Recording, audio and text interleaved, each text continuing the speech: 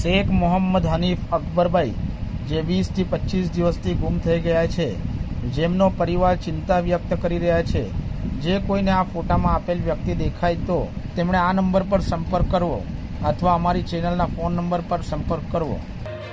કોલકાતાથી સુરત આવતી ફ્લાઇટે હવામાં જ યુ ટર્ન માર્યો। સુરતમાં પેસેન્જર રાહ જોતા રહ્યા અને પ્રાપ્ત માહિતી અનુસાર રોજ સવારે 4:55 કલાકે એર ઇન્ડિયા એક્સપ્રેસની I-5588 નંબરની ફ્લાઇટ કોલકાતાથી સુરત આવવા ઉપડી હતી।